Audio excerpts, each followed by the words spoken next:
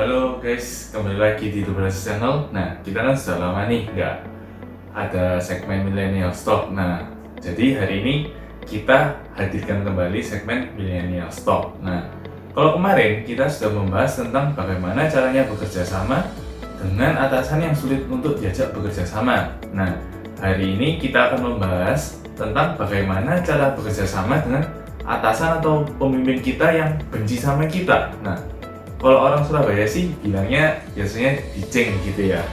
Nah, oke. Nah, hari ini kita akan membahas itu. Oke.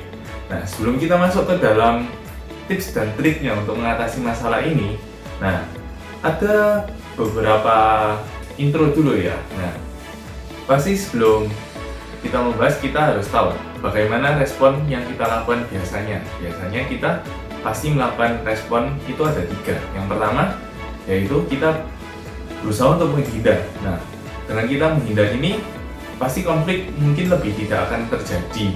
Tapi bahayanya kita bisa kehilangan momentum yang mungkin bisa untuk memperbaiki hubungan ini. Nah, yang kedua, respon kita mungkin akan menghambat orang itu. Kita tidak akan melakukan seperti merusak atau melakukan sesuatu secara langsung, tapi kita akan cenderung untuk sulit diajak bersama dengan dia, kayak malas-malasan gitu. Nah, dampaknya ini akan berdampak buruk pada tim kita. Nah, itu juga semakin bahaya. Nah, yang terakhir, kalau yang sudah paling parah nih, ini yang fatal. Kita berusaha untuk membahayakan orang itu. Nah, kita membahayakannya seperti apa ya? Bisa contoh kita menghukum dia lah, atau berusaha membahayakan orang itu juga. Nah, ini itu adalah hal yang paling fatal, dan ketika kita sudah melakukan hal-hal yang fatal ini, integritas kita akan hilang dan itu buruk sekali. Nah, ingat poinnya di sini adalah kita tidak bisa mengontrol respon dari orang yang membenci kita. Tapi ingat, kita bisa melakukan apapun untuk memastikan bahwa akar masalahnya bukan dari kita. Nah, oke, sekarang kita akan masuk ke dalam tips dan triknya. Tonton terus video ini. Jangan lupa komen, like, share, dan subscribe nanti ya. Oke, kita langsung masuk aja.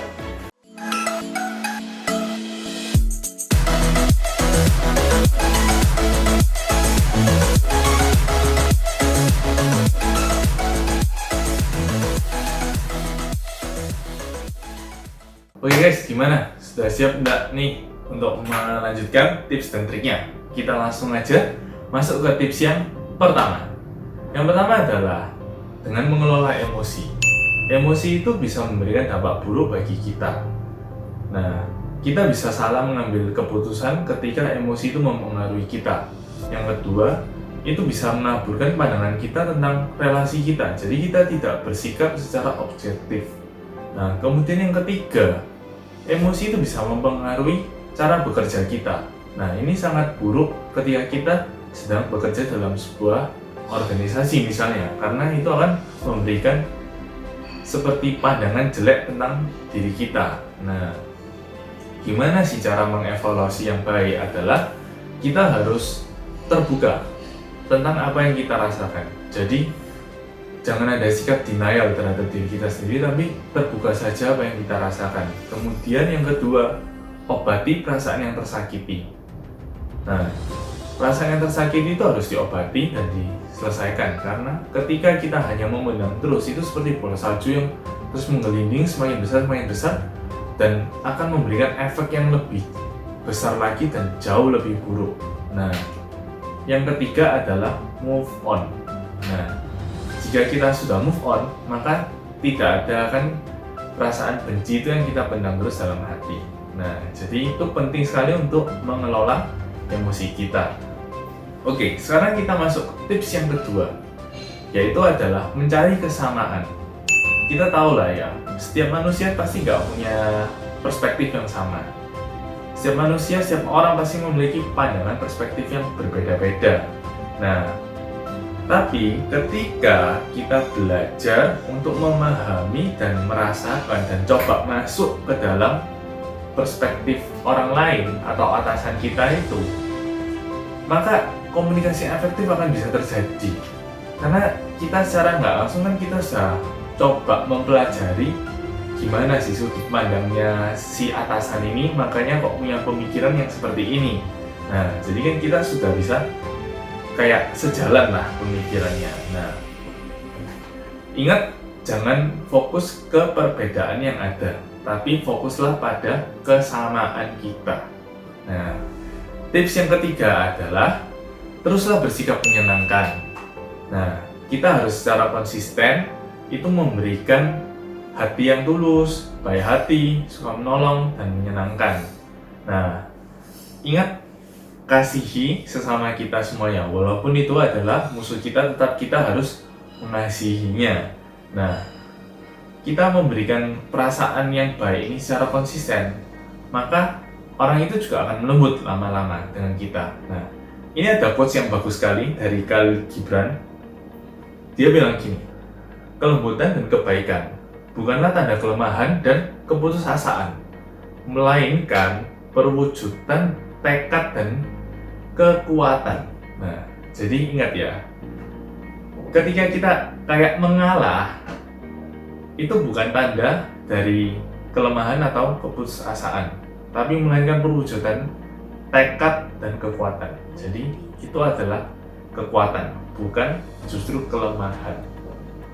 Nah, kita masuk ke tips yang berikutnya adalah menuntaskan masalah. Nah, pasti kalau ada masalah itu kita harus tuntaskan, seperti dengan atasan kita yang ngeceng kita.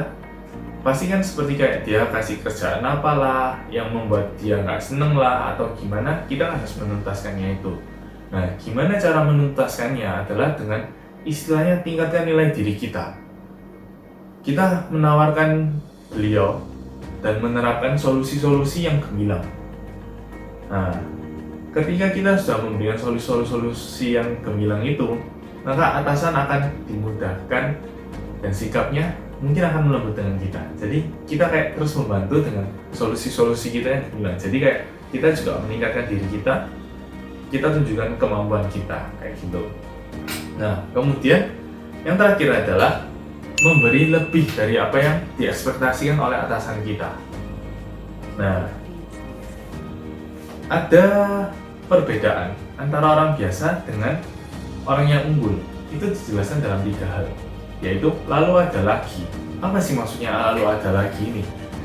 Maksudnya itu adalah ketika kita menyelesaikan tugas dan tugas lainnya, maka kita itu akan terlihat seperti orang yang menarik di mata orang lain, dan seperti kayak, wah, orang ini cekatan banget ya, kayak integritasnya penuh, dia konsisten kerjanya. Nah, itu akan memberikan nilai lebih juga pada diri kita, dan mungkin atasan kita juga bisa menilai, oh iya, ternyata penilaianku tentang orang ini salah ya, ternyata orang ini bukan orang sembarangan, tapi orang yang kompeten. Nah, mungkin itu juga akan bisa merubah sikap atasan kita. Nah, kira-kira begitu sih tips dan triknya. Nah, ketika kita sudah melakukan semuanya ini, tapi atasan kita kok tetap ngeceng kita ya? Nah, teman-teman jangan bersedih, tapi tetap bergembiralah karena kita sudah tahu bahwa akar masalahnya bukan ada di kita, tapi ya memang orang itu sendiri yang bermasalah dengan dirinya. Nah, jadi kira-kira begitu tips dan triknya. Semoga dengan video ini teman-teman yang mungkin menghadapi situasi ini juga bisa terbantu dan juga ya bisa sedikit seperti menemukan jalan keluar lah ya. Nah, kira-kira begitu aja video hari ini. Jangan lupa untuk terus self-improvement kita, karena itu penting dalam melaksanakan kehidupan sehari-hari. Karena ya kita tahu lah, kehidupan itu pasti terus berjalan dan kita harus terus meningkatkan diri kita untuk bisa mengimbangi dengan kehidupan-kehidupan yang terjadi sehari-hari. Oke? Kira-kira itu video hari ini. Sekian, semoga teman-teman juga terbantu. Terima kasih yang sudah nonton, dan maaf kalau agak jelek atau agak salah-salah. Jangan lupa komen, share, like, dan subscribe. See you, bye-bye.